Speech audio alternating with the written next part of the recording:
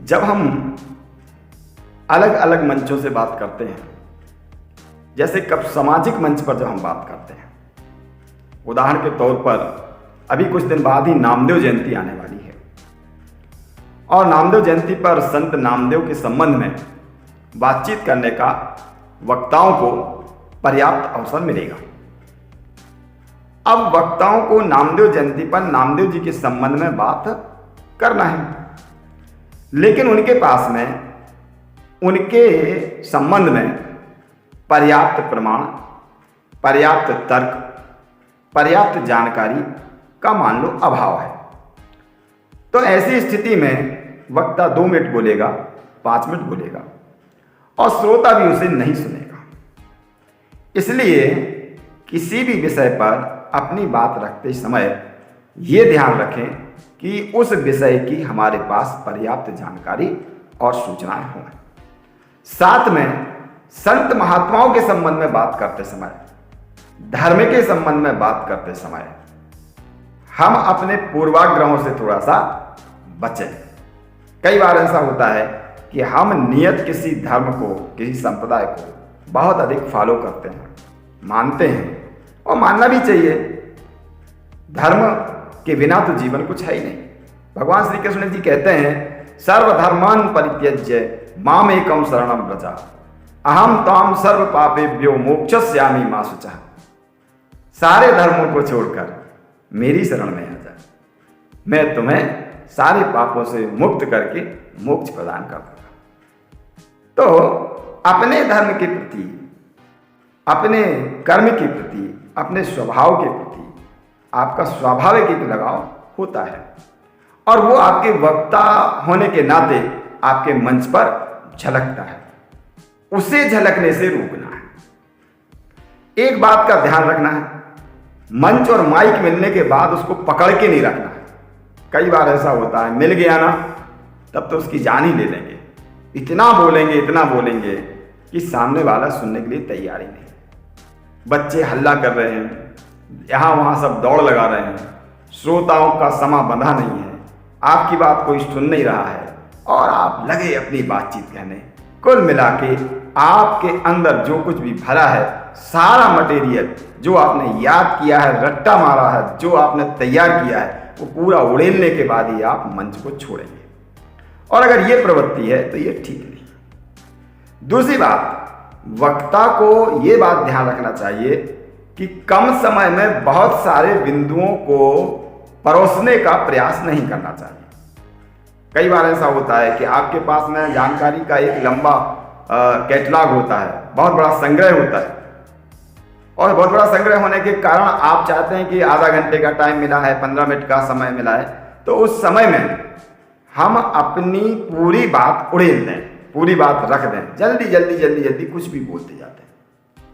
श्रोताओं की ग्रहण शक्ति वक्ता के सफलता का मूल रहस्य है।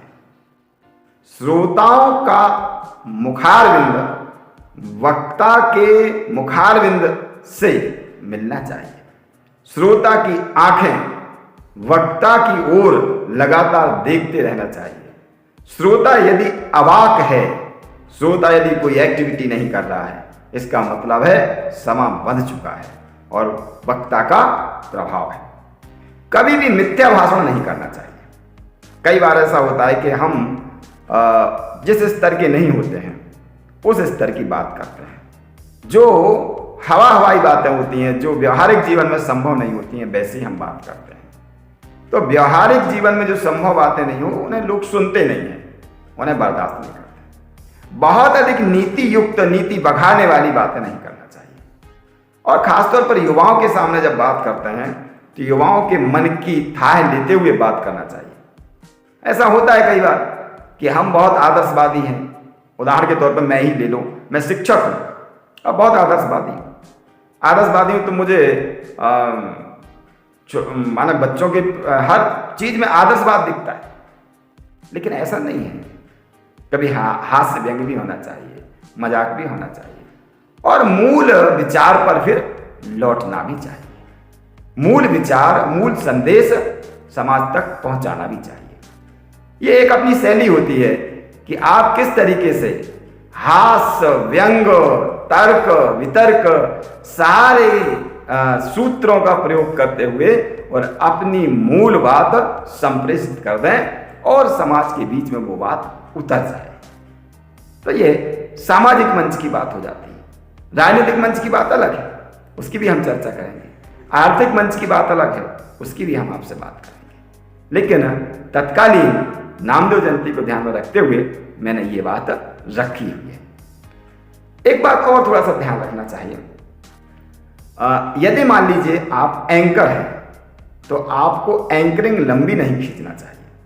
आपका काम केवल आगंतुक को बुलाना, मंच पे बुलवाना और उसके जाने के बाद दूसरे आगंतुक को बुलाना या दूसरे कार्यक्रम की घोषणा करना, इतना ही।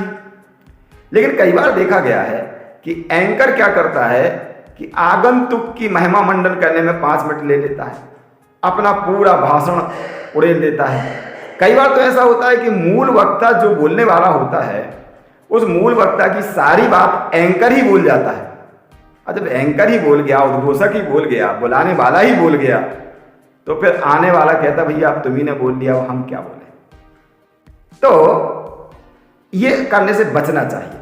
साथ में कई बार होता है मूल वक्ता जब बोल के जाता है तो एंकर उसकी समरी रखने लगता है और उसका भाव बिंदु संग्रहित करने लगता है। अभी अभी जो वक्ता आए थे तो उन्होंने ऐसा ऐसा कहा, हम विश्वास दिलाते हैं कि उनकी बात मानेंगे, समाज के बंधु उनकी बात मानेंगे, ऐसा बोलने लगते हैं।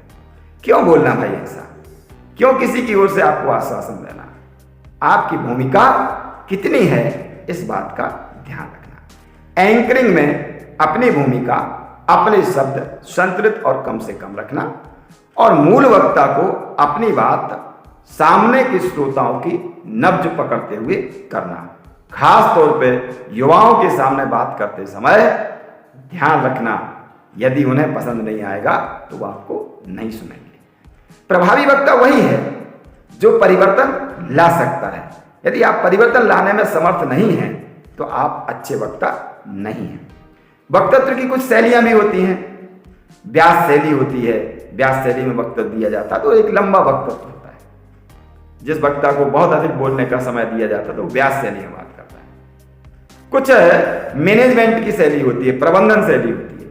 प्रबंधन शैली वाला वक्ता एक जगह खड़े होकर डाइस पर नहीं बोलता, वो सामान्यतः माइक ले लेता है और एक स्थान से दूसरे स्थान चलते हुए बात करता है। मंच पर दाएं से बाएं, बाएं से दाएं घूमते हुए बात करता है।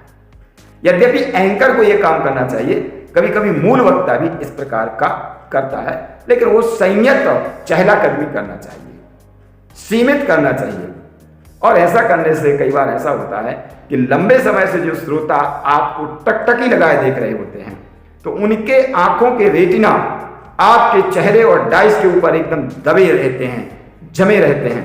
इसलिए उन्हें थोड़ा सा सुस्ती आ सकती है, नींद भी आ सकती है। यदि आप एक स्थान से दूसरे स्थान मंच पर चलते रहेंगे तो उनकी आंखों की पुतलियां, श्रोताओं की आंखों की पुतलियां भी घूमती रहेंगी और आपकी बात ज्यादा उनके लिए ग्राह्य होगी।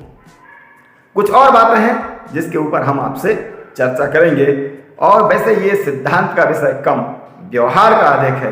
कई बार इसके लिए अभ्यास करवाना पड़ता है और यदि हम अभ्यास करेंगे तो अच्छे वक्ता बन सकते हैं।